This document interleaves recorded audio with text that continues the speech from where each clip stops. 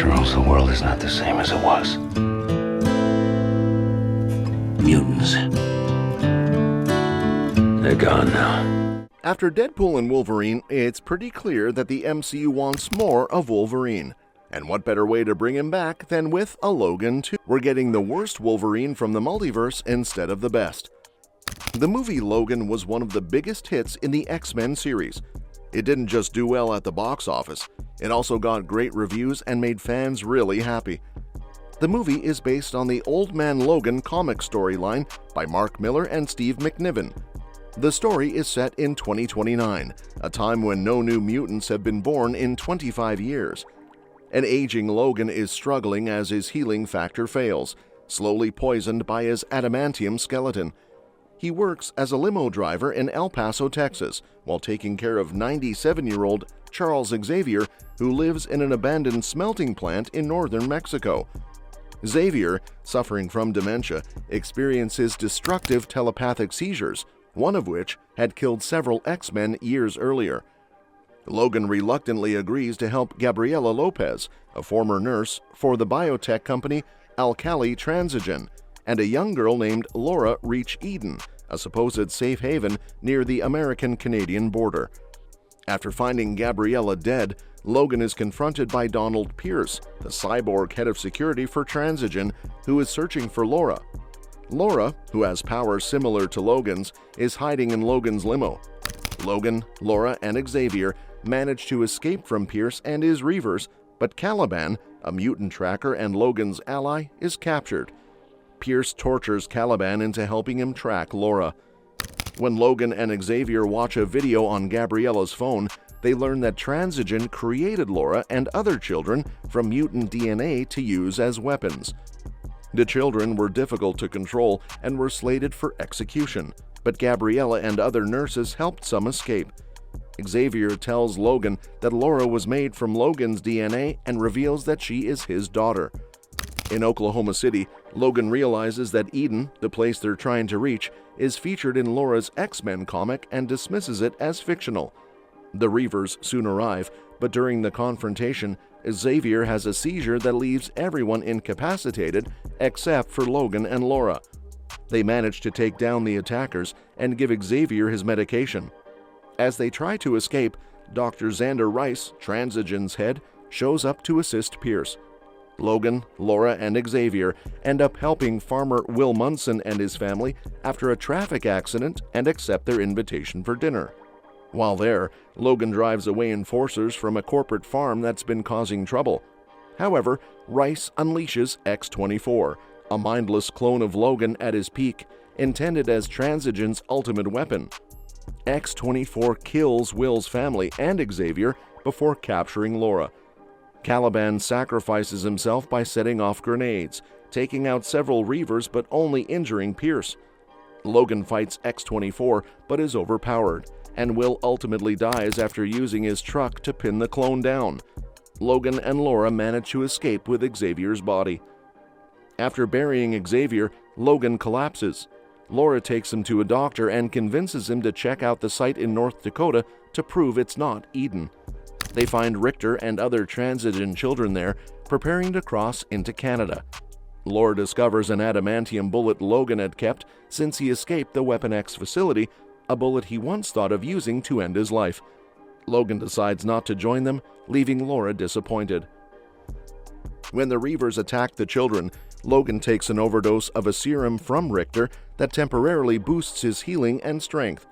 With Laura's help, he takes down most of the Reavers before the serum wears off.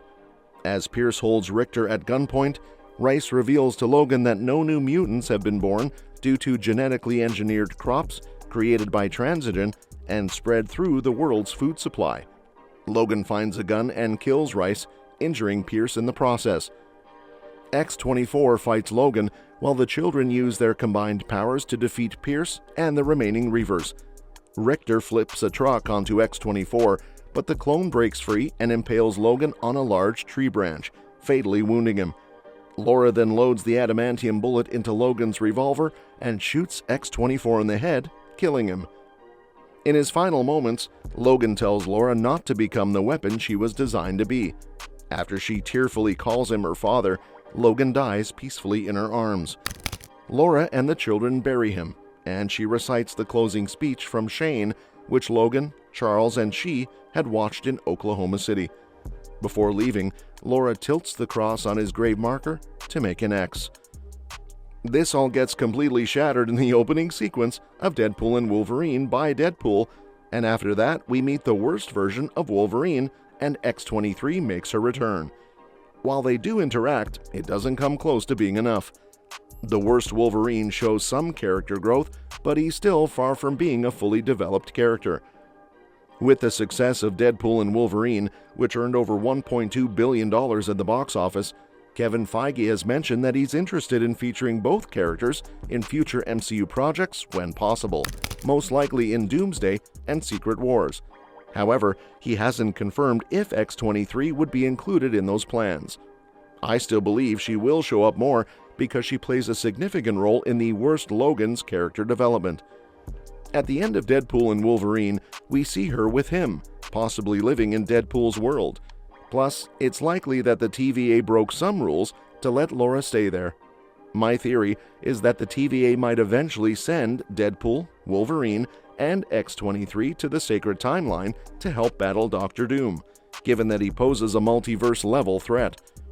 Laura is a fan favorite, and with the actress being only 19, she's already an ideal pick for long-term roles. Even if we don't see her in the Multiverse Saga, I'm confident we'll get to see her in the Mutant Saga that's set to kick off after the Big Bang of Secret Wars. In November 2024, Kevin Feige made a live virtual appearance at the Disney APAC Content Showcase in Singapore, where he was asked about the future of the MCU. When discussing Avengers 6 and the X-Men, Feige shared some hints. He teased that audiences could expect to see more mutants appearing sooner rather than later, mentioning that upcoming MCU movies will include X-Men characters that fans might already recognize. Feige also added, "Right after that, the whole story of Secret Wars really leads us into a new age of mutants and of the X-Men." This isn't surprising, as the MCU has made it clear that it's planning a multi-saga structure. So far, the X-Men and their characters have been brought into the MCU through the multiverse, but if Avengers 6 serves as a soft reboot, Earth 616's X-Men could take center stage. With the soft reboot in mind, I, like many other Marvel fans, might have been looking at the Multiverse Saga all wrong. After the epic scope of the MCU's Infinity Saga, I expected the Multiverse Saga to follow a similar path, with its own sense of interconnectivity and overarching story. I anticipated more universes, a wider array of characters, and an expanded narrative, but I thought the structure would stay true to what we saw in the Infinity Saga. Early on, it became clear that I was mistaken. The Multiverse Saga, starting with Phase 4, brought a different approach to storytelling. Sure, the scope and character pool grew as expected, but it didn't keep the same level of interconnectivity as the Infinity Saga. This shift surprised me and many other fans who were expecting something more cohesive. But if you look at the Multiverse Saga not as a standalone chapter, but as a middle part of a larger story, it starts to make more sense. Instead of seeing the MCU as three separate sagas, the Infinity Saga, the Multiverse Saga, and the Mutant Saga, it could be better viewed as a trilogy, with the Multiverse Saga as the second act. In hindsight, the Multiverse Saga works better as a bridge between what came before and what's coming next. This bridge gave Marvel room to expand its character pool, explore new stories, take creative risks, and delve into different mediums like TV, all while tying into an overarching, albeit less focused, storyline. Like most middle chapters of a bigger story, the Multiverse Saga could just be a setup for what comes after Avengers Secret Wars.